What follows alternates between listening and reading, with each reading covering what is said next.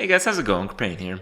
So today I want to give you guys a recap of my experiences and what I've learned from BlizzCon this year. This is BlizzCon number 10 in 2016, and some pretty cool stuff happened, and some pretty not so cool stuff happened, I guess, according to the Diablo Reddit. Anyway, so let's cover some of the games. So the games that not too many people, at least not too many of you guys, care about. Let's see, there's like some kind of miniature raid coming up in World of Warcraft, so sure, whatever.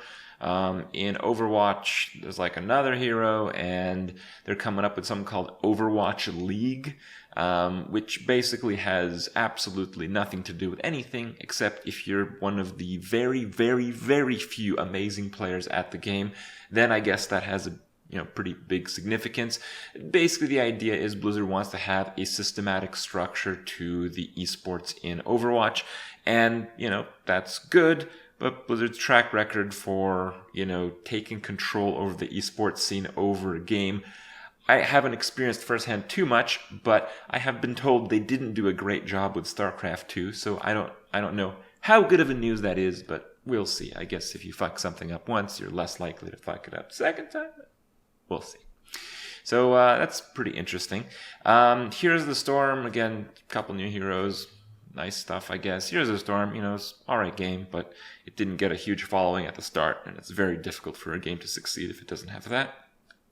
And Starcraft, generally they wouldn't care about anything, and there's no one even playing Starcraft at BlizzCon, but they did announce something pretty cool. I didn't think it was that interesting at the time, but basically the short form is they want to open up Starcraft to people coding AIs for Starcraft to play Starcraft, and they want the AIs to play each other eventually. And, it's sure, whatever. But it's a pretty cool thing. I think it'd be really interesting to see just how far people can push the artificial intelligence of a StarCraft player. And having them face off against each other is probably going to make some of the world's best bot creators. Well, I think that's interesting, at least. As far as the more interesting games that I generally pay a lot of attention to, I'll do it with Diablo first, I guess. So Diablo, I told you guys they're very likely to announce Diablo 4 at BlizzCon. Well, they didn't do that, and instead they announced kind of like a new version of Diablo, which is maybe why my source didn't really have it exactly on point. That version of Diablo is, there's going to be a redone Diablo 1 that's going to be part of Diablo 3, but it's only going to be within a limited window.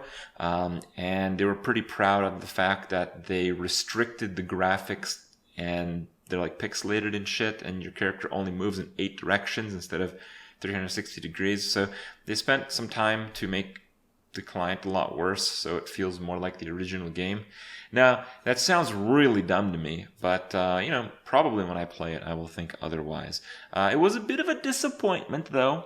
So, people kind of expected a little bit more than that. They did have a little bit more news, however. They are going to be adding a new class to Diablo 3, the Necromancer.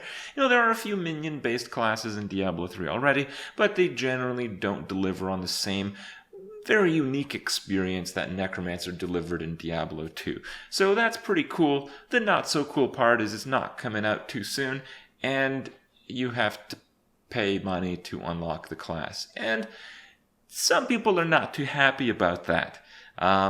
Understandably, Path of Exile and a few of the other ARPGs out there are very generous in the free content that they deliver. So compared to those games, I can see why fans would be upset about the Necromancer costing money. But compared to just games in general, Diablo 3 is pretty cheap.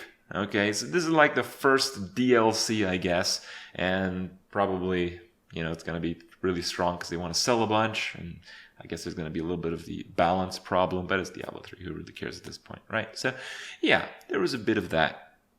And in general, with those pieces of news, I thought, yeah, that's kind of cool. Sure, I'd like to try out Necromancer. It kind of sucks that Diablo 4 wasn't coming out, as I was hoping and was thinking that it might.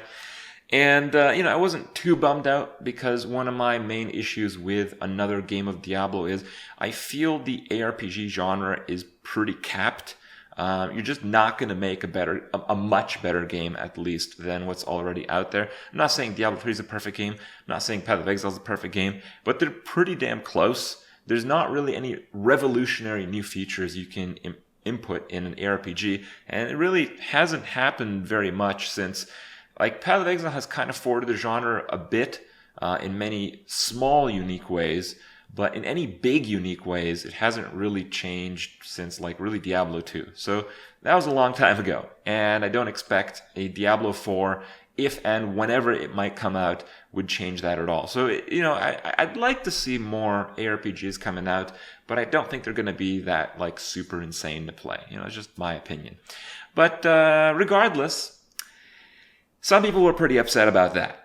I went over to the Diablo Reddit just to see kind of like what people thought about the announcements that they just had, and there was a thread that had 5,000 thumbs up on the Diablo Reddit. Now, the Diablo Reddit is not like a dead Reddit, but it's not a very popular Reddit. It's like an okay Reddit. There's good topics and stuff. Just not that many people typically go to the Diablo Reddit to post or to give their opinions or anything.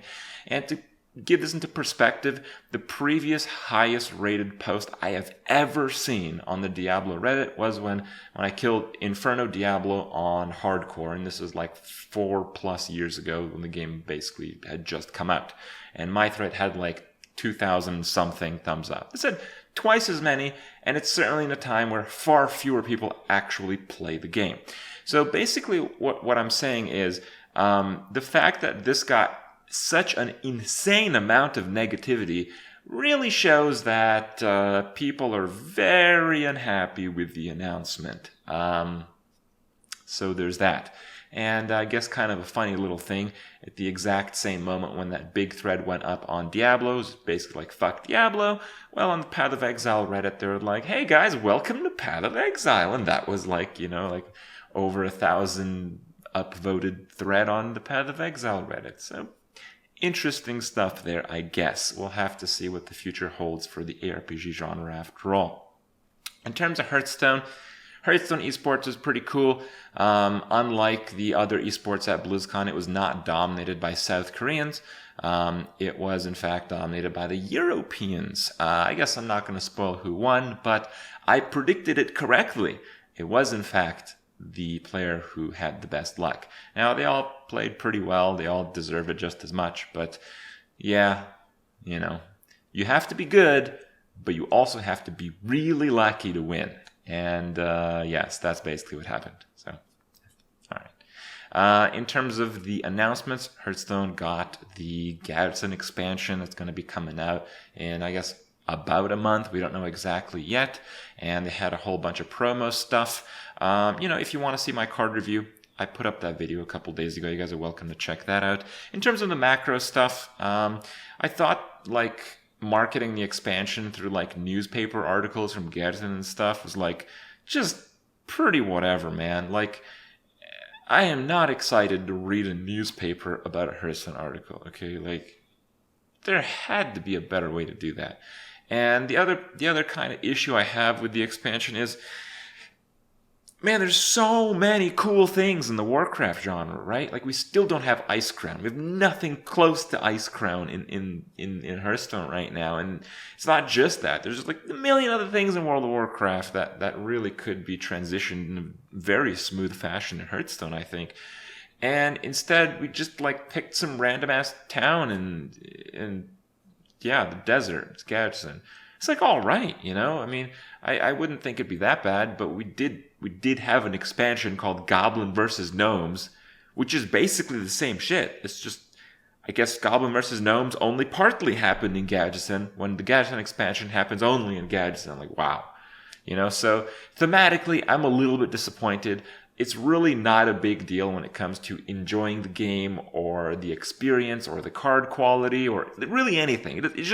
you just kind of like, man, really? Gadgetzan? Damn, dude, it had to be a better idea. So that was my real only issue with that. Overall, the cards seem really good. Seems like Priest is going to be absolutely insane, and, while playing against Priest is also not a particularly fun experience overall, I do think it's easier to counter than some of the decks out there right now, so hopefully it'll be pretty cool.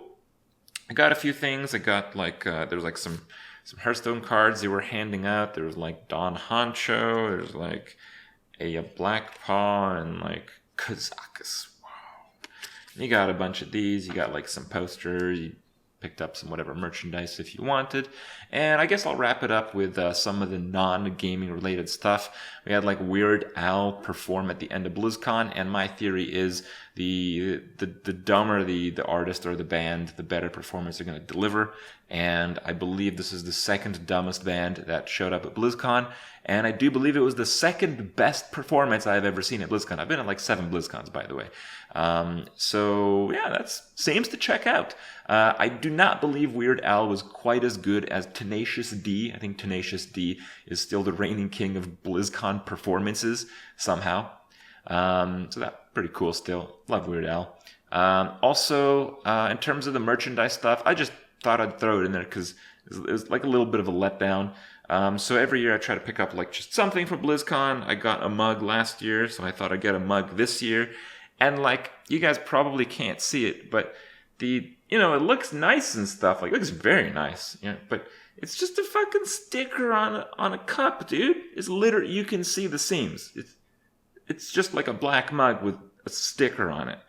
And like, as opposed to last year's mug, which you could throw in the dishwasher and you could microwave it, you can't dishwash this thing, you can't microwave this thing. So yeah, it's a little bit cheaped out on that one. Not so cool, Blizzard, not so cool on that one. But overall, the experience is pretty good. I think overall, last year's 2015 BlizzCon is the one to beat.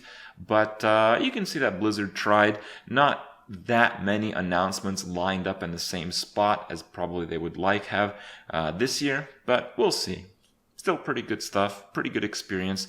I didn't get to see a lot of the contest because I was busy doing the Challenge Stone stuff. I hope you guys enjoyed that. If you didn't catch it, I'm sure it's a VOD on some Blizzard Hearthstone channel or whatever.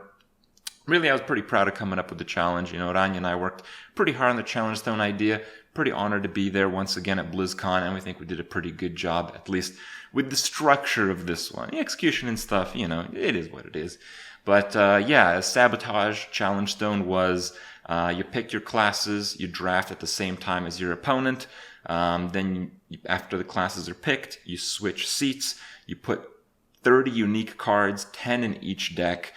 Each card has to have text, but you're on your opponent's account, so you're basically giving them the crappiest of the crap cards in Hearthstone. And then after 15 minutes, you switch places, and you're back on your own decks, but you're starting with 10 super crap cards. You gotta turn those around and try to make good decks out of the terrible start that your opponent gave you. So really cool dynamic. Hopefully, we've seen the Challenge Stone genre has inspired Blizzard with some Tavern Brawls, and, maybe it does something this time as well. Overall, had a blast. Great to meet some of you guys. Hope you guys check out future BlizzCons. If you guys enjoy my review, and I'll see you guys tomorrow.